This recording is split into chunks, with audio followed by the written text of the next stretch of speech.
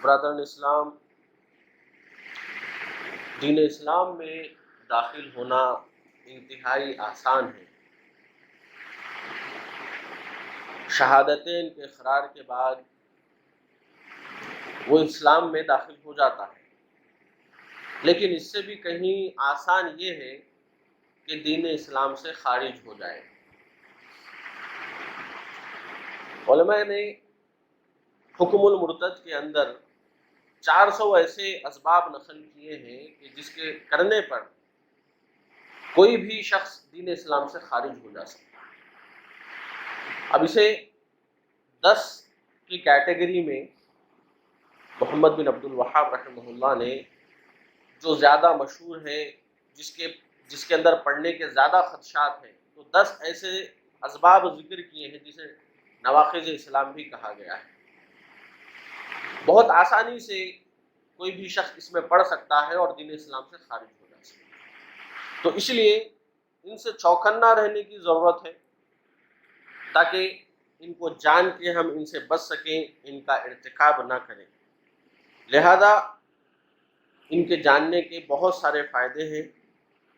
جس طرح ہم نواقض وضو جانتے ہیں کہ بھئی اگر ہم ایسے کام کریں تو ہمارا وضو ٹوٹ جائے گا، تو ہم نواقض وضو جان کے رکھتے ہیں۔ نواقض نماز ہم جان کے رکھ سکتے ہیں کہ بھئی اس کے کرنے سے ہماری نماز قبول نہیں ہوگی، تو اسی طرح یہ ان سے زیادہ ضروری ہے کہ ہم نواقض اسلام کو جانیں۔ ابھی تو میں 10 کا ذکر کروں گا، لیکن آپ کو یہ ٹاپک میں جانا چاہیے تفصیل سے تاکہ ہم ان سے بچ سکیں، کیونکہ حذیفہ بن یمان رضی اللہ عنہ جو صحابی رسول ہیں، وہ فرماتے ہیں کہ کان الناس یسألون رسول اللہ عن الخیر وکنت اسألہ عن الشر مخافۃ ان یدرکنی، کہ آپ صلی اللہ علیہ وسلم سے لوگ خیر کی معلومات حاصل کرتے، نیکی اور بھلائی کے بارے میں پوچھتے،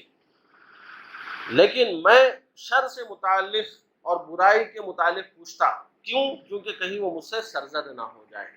تو اسی لیے نواقض اسلام سے متعلق بھی تفصیلی معلومات کا ہونا ضروری ہے کہ کہیں ہم سے وہ سرزد ہو جائیں تو ہم دین اسلام سے خارج نہ ہو جائیں۔ تو نواقض اسلام کا معنی یہ ہے کہ ان کے ارتکاب سے انسان اسلام سے نکل کر کفر اکبر میں داخل ہو جاتا ہے، تو یہ خطرناک بات ہے۔ تو یہ نواقض اسلام کیا ہیں؟ تو سب سے پہلے جس کا ذکر آتا ہے کہ اللہ کے رسول صلی اللہ علیہ وسلم نے بھی ارشاد فرمایا اور قرآن مجید میں بھی اس کا تذکرہ ہے، تو جتنے بھی نواقض اسلام ہیں ہر ایک کے بارے میں شریعت میں کچھ نہ کچھ ہے، اللہ کے رسول علیہ السلام سے متعلق یا قرآن مجید سے اس سے متعلق جو ہے نقل ہے کہ یہ کرنے سے اسلام سے خارج ہو جاتا ہے بندہ۔ تو سب سے پہلا جو نواقض ہے جسے ناقص کہا گیا ہے وہ ہے شرک۔ اللہ رب العالمین ارشاد فرماتا ہے ان اللہ لا یغفر ان یشرک بہ ویغفر ما دون ذلک لمن یشاء، کہ اللہ تعالیٰ اپنے ساتھ شریک کیے جانے کو نہیں بخشتا اور اس کے سوا جسے چاہے بخش دے۔ اور دوسری جگہ ارشاد فرمایا انہ من یشرک باللہ فقد حرم اللہ علیہ الجنہ ومأواہ النار وما للظالمین من انصار، یقین جانو کہ جو شخص اللہ کے ساتھ شریک کرتا ہے اللہ تعالیٰ اس پر جنت حرام کر دی ہے، اس کا ٹھکانہ جہنم ہی ہے، اور گناہگاروں کی مدد کرنے والا کوئی نہیں ہوگا۔ تو شرک میں کافی چیزیں ہیں، غیر اللہ کے لیے ذبح کرنا، خواہ جنات کے لیے ہو یا اہل خبر کے لیے، یہ تمام شرک اکبر ہی میں سے آتا ہے۔ تو شرک اکبر کیا ہے؟ جس سے دائرہ اسلام سے خارج کر دیتا ہے، سارے اعمال کو برباد کر دیتا ہے، جان و مال کو حلال کر دیتا ہے، بشرط یہ کہ اس کی تنفیذ مسلم حکمراں کی جانب سے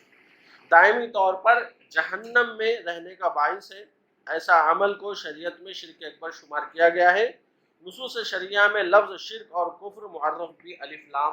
ہو، تو اس طرح شرک اکبر یہ تمام باتوں کو ملتزم ہے۔ تو یہ شرک، اس سے ہمیشہ بچتے ہی رہنا چاہیے۔ دوسری چیز جس کو ناقض اسلام کہا گیا کہ جس نے اپنے اور اللہ کے درمیان غیر اللہ کو واسطہ، وسیلہ اور سفارشی بنایا اور اس پر توکل کیا تو وہ بالاجماع کافر ہے۔ تو ایسا شخص بھی کافر ہے۔ تو لوگ کیا کرتے تھے زمانے جاہلیت میں؟ جن کی پوجا کرتے تھے ان کو وسیلہ مان کر ان کی پرستش کیا کرتے تھے۔ تو یہ وسیلہ بنانا سفارشی بنانا اور یہ سمجھنا کہ وہ بذات خود شفاعت کے سفارش کے حقدار ہیں، یہ غلط عقیدہ ہے، کیونکہ شفاعت کا اور سفارش کا حقیقی مالک اللہ رب العالمین۔ اللہ رب العالمین جب کسی کو حق دیتا ہے سفارش کرنے کا اس کے اعزاز اور اکرام کے طور پہ، اور اس کو خود اجازت دی جاتی ہے، اور کس بارے میں اجازت دی جاتی ہے، کن لوگوں کے لیے اجازت دی جاتی ہے، تمام باتیں ہم کسی کو اس کو مالک سمجھتے ہیں سفارش کا اور شفاعت کا، اور یہ کر سکتے ہیں کہ اللہ جو چاہے کر لے، یہ شفاعت کر کے ہمیں جنت میں لے کے چلے جائیں گے، اس قدر اندھا عقیدہ ان کا ہوتا ہے، تو یہ دائر اسلام سے خارج کرنے والا عمل ہے۔ اسی طرح جو مشرکوں کو کافر نہ سمجھے یا ان کے کفر میں شک کرے یا ان کے مذہب کو صحیح قرار دے، وہ بھی دین اسلام سے خارج ہو جاتا ہے۔ وَمَن يَبْتَغِ غَيْرَ الْإِسْلَامِ دِينًا فَلَن يُقْبَلَ مِنْهُ وَهُوَ فِي الْآخِرَةِ مِنَ الْخَاسِرِينَ فرما دیا گیا۔ تو ان کے کفر میں کوئی شک نہیں ہونا چاہیے، مشرکوں کو کافر نہ سمجھے یا ان کے کفر میں شک کرے یا ان کے مذہب کو صحیح قرار دے، تو اس بارے میں بھی بیان کر دیا گیا ہے۔ فَمَا اسْتَقَامُوا لَكُمْ فَاسْتَقِیمُوا لَهُمْ إِنَّ اللَّهَ يُحِبُّ الْمُتَّقِینَ، جب تک وہ لوگ تم سے معاہدہ نبھائیں تم بھی ان سے وفاداری کرو، اللہ تعالیٰ متقیوں سے محبت رکھتا ہے۔ تو یہاں پر کیٹیگری کی گئی ہے کہ جو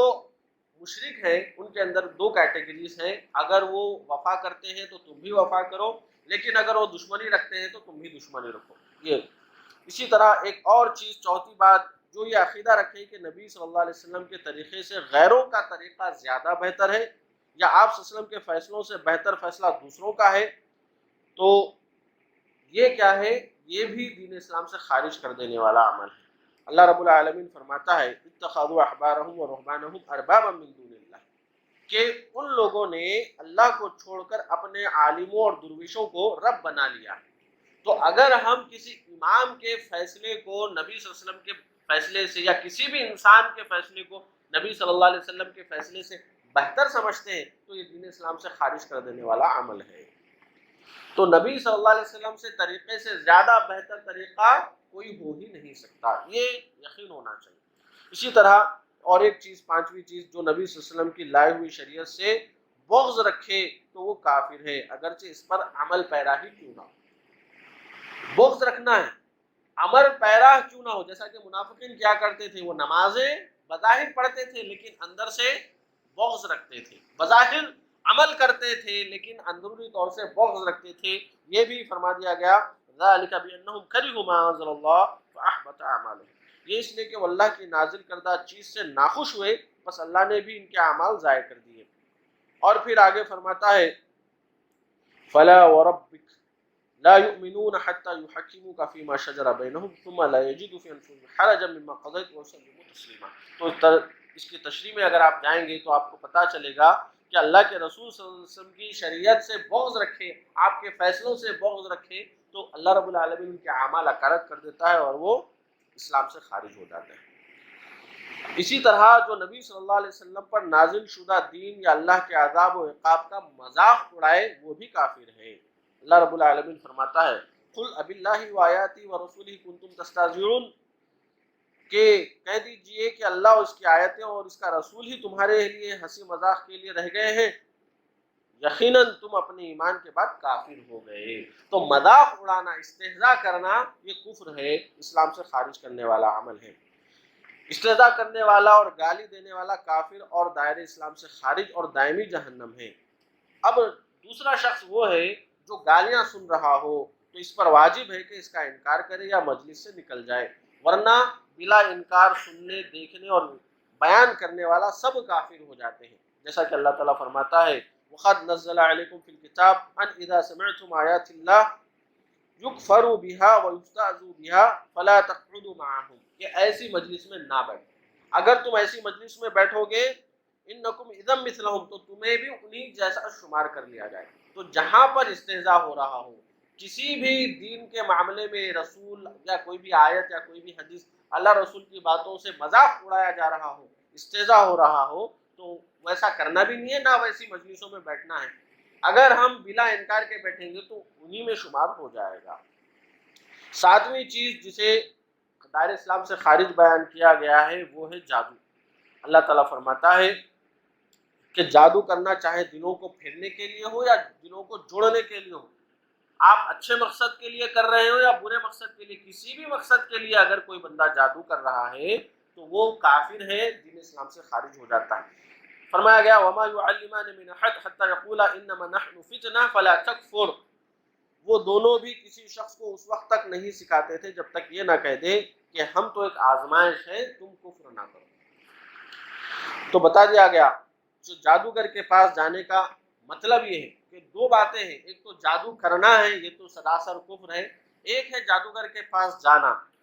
اس کے ساتھ بیٹھنا یا کسی شخص کو اس کے پاس بھیجے یا اس سے مراسلہ کرے یا ایسے چینل یا ویب سائٹ کو دیکھے اور میگزین کو پڑھے جس میں جادوگری کا علم ہے، ہتھیلی کی لکیریں دیکھ کر جو ہے بیان کیا جا رہا ہو، تو ایسے کسی بھی اپلیکیشن ویب سائٹ میں جانا، یہ جانا خود بھی کیا ہے، بڑی بات ہے۔ 40 دن تک ایسے شخص کی نمازیں قبول نہیں ہیں جو صرف جا رہا ہے۔ اب جانے کے بعد اس کا اقرار کر رہا ہے، اس کو سچ جان رہا ہے، تو ایسا شخص تو دین اسلام سے خارج ہو جاتا ہے۔ تو ہر چیز سے بچنا چاہیے۔ 8ویں چیز، مسلمانوں کے خلاف مشرکین کی مدد کرنا اور ان سے دوستی رکھنا۔ تو جیسا کہ بتایا گیا کہ کافروں کی 2 قسمیں ہوتی ہیں، تو مشرکوں کی مدد کر رہے ہیں جو مشرکین کے مسلمانوں کے خلاف ہیں، مشرکوں کی مدد کر رہے ہیں، مسلمانوں کے خلاف وہ کام کر رہے ہیں، تو ایسا چیز وَمَن يَتَوَلَّهُم مِّنكُمْ فَإِنَّهُ مِنْهُمْ إِنَّ اللَّهَ لَا يَهْدِي الْقَوْمَ الظَّالِمِينَ، تم میں سے جو بھی ان میں سے کسی سے دوستی کرے وہ بے شک انہی میں سے ہے، ظالموں کو اللہ تعالیٰ ہرگز راہ راست نہیں دکھاتا۔ تو مسلمان کے لیے واجب ہے کہ وہ مشرکین اور ان کے دین سے برات کا اظہار کریں اور اہل توحید سے محبت و دوستی برقرار رکھیں، اور جس شخص نے کفر کو پسند کیا، اس سے راضی ہوا یا اس پر کسی کافر و مشرک کی مدد کی تو وہ کافر اور دار اسلام سے خارج ہے۔ تو مسلمانوں کے خلاف مشرکوں کی مدد نہیں کی جا سکتی۔ نویں چیز جو بیان کی گئی کہ جو یہ عقیدہ رکھے کہ بعض لوگوں کے لیے محمد صلی اللہ علیہ وسلم کی شریعت کی پابندی ضروری نہیں، سمجھتے ہیں کہ ہر ایک کو، جیسا کہ کسی ولی کو یہ سمجھا جائے کہ شریعت محمدیہ سے وہ مستغنی ہے، ان کو ضروری نہیں ہے کہ وہ 5 ٹائم کی نماز پڑھیں، نبی صلی اللہ علیہ وسلم کی شریعت سے ان کو مستثنا سمجھتے ہیں۔ بعض لوگ اپنے مرشد کو، اپنے ولی کو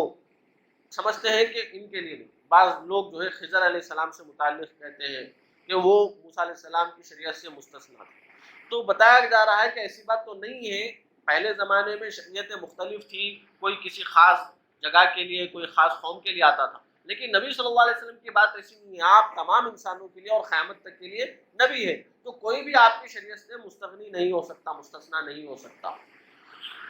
اللہ کے رسول صلی اللہ علیہ وسلم واضح ارشاد فرما رہے ہیں لو کان اخی موسیٰ حیا ما وسعہ الا اتباعی، اگر میرے بھائی موسیٰ علیہ السلام بھی زندہ ہوتے تو انہیں بھی میری اتباع کرنا ناگزیر ہوتا، ان پہ بھی واجب ہے میری شریعت پر۔ تو اللہ کے رسول علیہ السلام نے اتنے واضح ثبوت کے ساتھ ارشاد فرما دیا۔ 10واں یہ ہے کہ اللہ کے دین سے اعراض و انحراف کرنا، مطلب نہ ہی اس کا علم حاصل کرنا دین اسلام کا، نہ ہی اس پر عمل کرنا، بس ایسے ہی پڑے رہتے ہیں، کچھ سیکھتے نہیں ہیں، دین و اسلام سے کوئی سروکار نہیں ہے، گھر میں پیدا ہو گئے مسلمانوں کے اور ویسے ہی ہے، اپنی مرضی سے جو چاہے کر رہے، دین اسلام کا کوئی علم نہیں حاصل کر رہے، کوئی بات پہ کان نہیں دھر رہے۔ تو بتایا گیا وَمَنْ أَظْلَمُ مِمَّنْ ذُكِرَ بِآيَاتِ رَبِّهِ ثُمَّ أَعْرَضَ عَنْهَا إِنَّا مِنَ الْمُجْرِمِينَ مُنْتَقِمُونَ، اس سے بڑھ کر ظالم کون ہے جسے اللہ تعالیٰ کی آیتوں سے واعظ کیا گیا پھر بھی اس نے ان سے منہ پھیر لیا، یقین مانو کہ ہم بھی گناہگاروں سے انتقام لینے والے ہیں۔ تو بتایا جا رہا ہے کہ جس نے سننے سے اعراض کیا اور نہ ہی دل سے تصدیق کی، دوستی ظاہر کی، نہ دشمنی مول لی اور نہ ہی اس کی کوئی پرواہ کی، تو وہ کافر اور ملت اسلام سے خارج ہے۔ اللہ رب العالمین ارشاد فرماتا ہے ایسے لوگوں سے متعلق وَلَقَدْ ذَرَأْنَا لِجَهَنَّمَ كَثِيرًا مِنَ الْجِنِّ وَالْإِنسِ لَهُمْ قُلُوبٌ لَا يَفْقَهُونَ بِهَا وَلَهُمْ أَعْيُنٌ لَا يُبْصِرُونَ بِهَا وَلَهُمْ آذَانٌ لَا يَسْمَعُونَ بِهَا أُولَئِكَ كَالْأَنْعَامِ بَلْ هُمْ أَضَلُّ أُولَئِكَ هُمُ الْغَافِلُونَ، کہ ہم نے بہت سے جنوں اور انسانوں کو اس لیے پیدا کیا ہے کہ تاکہ ان کو جہنم میں ڈال کے جہنم کو بھر سکے۔ کون ہیں ایسے لوگ جنہیں دل دیا گیا ہے مگر وہ نہیں سوچتے، جنہیں آنکھیں دی گئی ہیں مگر وہ نہیں دیکھتے، جنہیں کان دیے گئے ہیں مگر وہ نہیں سنتے؟ یہ لوگ جانور ہیں بلکہ ان سے بھی زیادہ بدتر ہیں، اور ایسے ہی لوگ غافل ہیں۔ تو ایسے لوگ جو نہ دیکھ رہے، نہ سن رہے، نہ سوچ رہے، دین اسلام سے کوئی وابستہ ہی نہیں رکھ رہے ہیں، بس نام کے مسلمان بنے بیٹھے ہیں، تو یہ بھی اسلام سے خارج کر دینے والا عمل ہے۔ تو برادر اسلام یہ تمام باتیں ہیں، لیکن ایک بات یہ بھی جان لیں کہ یہ تمام چیزیں دین اسلام سے خارج کرنے والی ہیں ضرور، مگر کسی ناقص کے ارتکاب پر کسی خاص شخص کو ہم کافر نہیں کہہ دیں گے۔ یہ اعمال خارج کر دینے والے ہیں دین اسلام سے، مگر کسی خاص آدمی کے اوپر انگلی اٹھا کر تم دین اسلام سے خارج ہو چکے ہو، خاص آدمی کو اس طرح انگلی اٹھا کر کافر ہے تو اس طرح نہیں بولنا۔ اللہ کے رسول علیہ السلام نے منع فرما دیا کہ جب تک تمام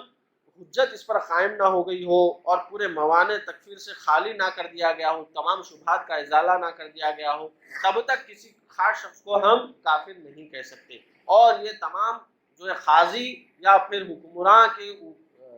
مسلم حکمراں کے اختیار میں ہے کہ کسی کو کافر سمجھتے ہوئے اس کو قتل کرے، لیکن عام انسانوں کے حق میں نہیں ہے کہ وہ کسی کو کافر بولتے پھریں۔ اللہ کے رسول علیہ السلام نے فرمایا جب بندہ کسی کو کافر کہتا ہے تو کفر دونوں میں سے کسی ایک پر لازم آ جاتا ہے۔ تم کافر کہنے سے تم خود بھی کافر ہو جا سکتے ہو، تو اس لیے ہم کسی کو کافر کہتے نہ پھریں، کسی کو کافر کفر کا فتویٰ دیتے نہ پھریں۔ یہ اعمال ہے، کوئی اگر ان میں مبتلا ہو جاتا ہے تو وہ دین اسلام سے خارج ہو جاتا ہے۔ ہاں تاکہ ہم اس سے بچ سکیں، تاکہ دوسروں کو ہم بچا سکیں، کسی کو کفر کا فتویٰ دینے کے لیے نہیں بیان کیا جا رہا۔ دعا ہے کہ اللہ رب العالمین دین اسلام پر قائم رکھے، خاتمہ ایمان کی حالت میں فرمائے، تمام ایسے اعمال سے نواقض اسلام سے ہماری حفاظت فرمائے۔ آمین۔ اقول قولی ھذا استغفر اللہ لی ولکم ولسائر المسلمین من الذنوب فاستغفروہ انہ هو الغفور الرحیم۔